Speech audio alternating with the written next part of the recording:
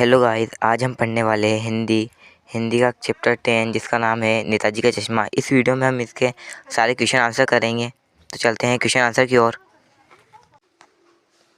तो हमारा प्रश्न भास का क्वेश्चन नंबर फर्स्ट है, सेनानी ना होते हुए भी चश्मे वाले को लोग कैप्टन क्यों कहते थे? तो उत्तर है, सेनानी ना होते हुए भी चश्मे वाले को लोग कैप्टन इसलिए कहते थे क्योंकि उसके अंदर देशभक्ति की भावना कूट कूट कर भरी हुई थी। वह स्वतंत्रता आंदोलन में भाग लेने वाले सेनानियों का भरपूर सम्मान करता था। क्वेश्चन नंबर सेकंड है, हवलदार साहब ने ड्राइवर को पहले चौराहे पर गाड़ी रोकने के लिए मना किया था, लेकिन बाद में तुरंत रोकने को क्यों कहा? तो इसका फर्स्ट है, हवलदार साहब पहले मायूस हो गए थे। तो उत्तर है, हवलदार साहब पहले यह सोचकर मायूस हो गए थे क्योंकि उन्हें पता नहीं था कि कैप्टन की मृत्यु होने के बाद मूर्ति पर चश्मा लगाने वाला कोई नहीं था। कस्बे के नागरिकों में देशभक्ति की भावना का अभाव हवलदार साहब को मायूस कर गया। सेकंड है, मूर्ति पर सरकंडे का चश्मा क्या उम्मीद जगाता है? तो उत्तर है, मूर्ति पर सरकंडे का चश्मा एक उम्मीद जगाता है कि हमारी आने वाली पीढ़ी के मन में देशभक्ति के भक्तों के प्रति आदर व सम्मान का भाव है। प्रत्येक व्यक्ति अपने अपने तरीके से देशभक्ति के निर्माण में अपना योगदान देते हैं। थर्ड है, हवलदार साहब इतनी सी बात पर भावुक क्यों हो उठे? तो उत्तर है, मूर्ति पर लगे हुए सरकंडे के चश्मे को देखकर हवलदार के मन में स्थित निराशा आशा में बदल गई।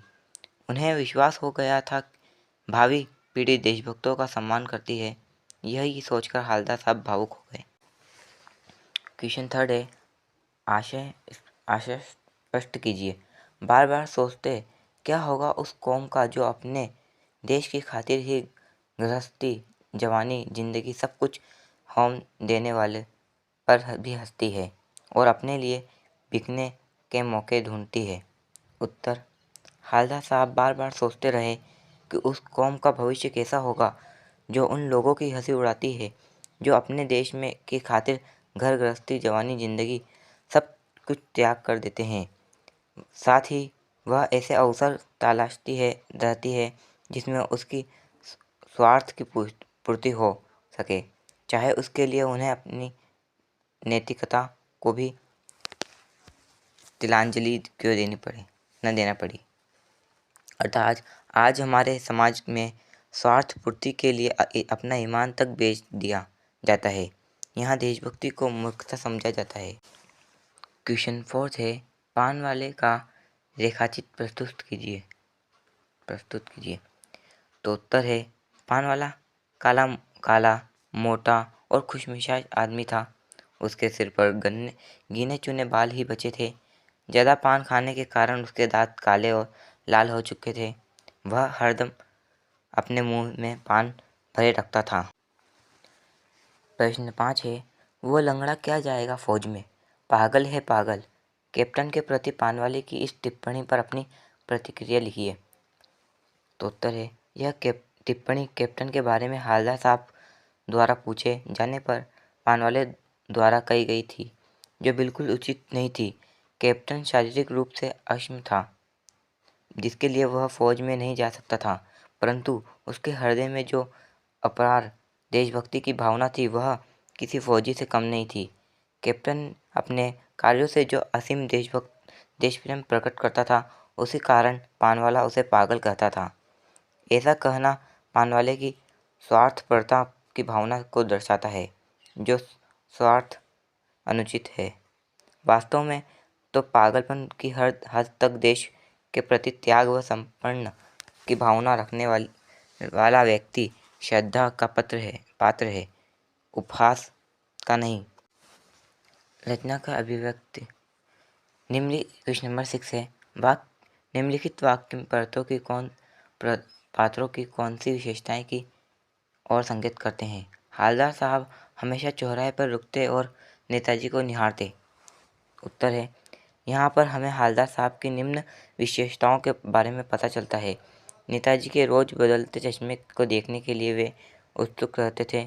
नेताजी को पहनाए गए चश्मे के माध्यम से वे कैप्टन की देशभक्ति देखकर खुश होते थे, क्योंकि वे स्वयं देशभक्त थे। कैप्टन के प्रति उनके मन में श्रद्धा थी। ख है ख पान। पान वाला उदास हो गया। उसने पीछे मुड़कर मुंह का पान नीचे थूका और सिर झुकाकर अपनी धोती के सिरे से आंखें पोंछता हुआ बोला, साहब कैप्टन मर गया।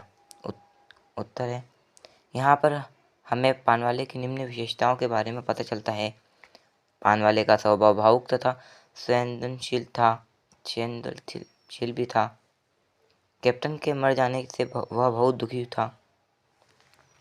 कैप्टन के लिए उसके मन में स्नेह की भावना थी। भले ही कैप्टन के जीवित होने पर पानवाले ने उसका मजाक उड़ाया था, परंतु कहीं न कहीं वह कैप्टन की देशभक्ति का दीवाना भी था।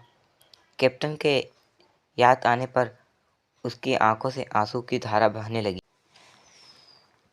क्वेश्चन नंबर 7 है, जब तक हालदार साहब ने कैप्टन को साक्षात नहीं देखा था, तब तक उसके मानस पटल पर उसका कौन सा चित्र रहा होगा, अपनी कल्पना से लिखिए। तो उत्तर है, हालदार साहब ने जब तक कैप्टन को साक्षात नहीं देखा था, तब तक उनके मानस पटल पर कैप्टन की एक भारी भरकम मजबूत शरीर वाले रोबानदार छवि अंकित हो रही होगी। उन्हें लगता था फौज में होने के कारण लोग उन्हें कैप्टन कहते हैं। क्वेश्चन नंबर 8 है, कस्बों, शहरों, महानगरों के चौराहा पर किसी न किसी क्षेत्र के प्रसिद्ध व्यक्ति की मूर्ति लगाने का प्रचलन सा हो गया है। क पाठ है, इस तरह की मूर्ति लगाने के क्या उद्देश्य हो सकते हैं? तो उत्तर है, इस तरह की मूर्ति लगाने का उद्देश्य हो सकता है उस महान व्यक्ति की याद बनी रहे, लोगों को याद रहे कि उस महापुरुष ने देश के हित में के लिए क्या क्या महान कार्य किए। उत्तर ख सेकंड क्वेश्चन है, आप अपने इलाके के चौराहा पर किस व्यक्ति की मूर्ति स्थापित करवाना चाहेंगे और क्यों? तो उत्तर है, महात्मा गांधी, क्योंकि उन्होंने अहिंसा, सत्य, सदाचार को बढ़ावा दिया तथा सबको समान नज़र से देखा। क्वेश्चन ग है, उस मूर्ति के प्रति आपके एवं दूसरे लोगों के क्या उत्तरदायित्व होने चाहिए? तो उत्तर है, उस मूर्ति के प्रति लोगों का यह दायित्व होना चाहिए कि मूर्ति की गरिमा को ध्यान में रखें, उसका अपमान ना करें, इस मूर्ति को नुकसान ना पहुंचाएं, उस महापुरुष के नक्शे कदम पर चले तथा दूसरों को भी प्रेरित करें। क्वेश्चन 10 है, निम्नलिखित पंक्तियों में स्थानीय बोली का प्रभाव स्पष्ट दिखाई देता है। आप इन पंक्तियों को मानक हिंदी में लिखिए। कोई गिराक आ गया, समझो उसको चौखट चाहिए, तो कैप्टन किधर से लाएगा? तो उसको मूर्ति वाला दे दिया, उधर दूसरा बिठा दिया। तो उत्तर है, मानक हिंदी में रूपांतरित, अगर कोई ग्राहक आ गया तथा उसे चौड़े चौखट चाहिए तो कैप्टन कहाँ से लाएगा? तो कैप्टन उसे मूर्ति वाले चौखट उतार कर दे देता है और मूर्ति पर दूसरा लगा देता है। क्वेश्चन 11 है, भाई खूब, क्या आइडिया है? इस वाक्य में ध्यान में रखते हुए बताइए कि भाषा में दूसरी भाषा के शब्दों के आने से क्या लाभ होते हैं? तो उत्तर है, एक भाषा के शब्द जब ज्यों के त्यों दूसरी भाषा में आते हैं तो इससे भाषा सरल, सहज और बोधगम्य बनती है। वह अधिकाधिक लोगों द्वारा प्रयोग और व्यवहार में लाई जाती है। कुछ ही समय में ये शब्द उसी भाषा के बनकर रह जाते हैं।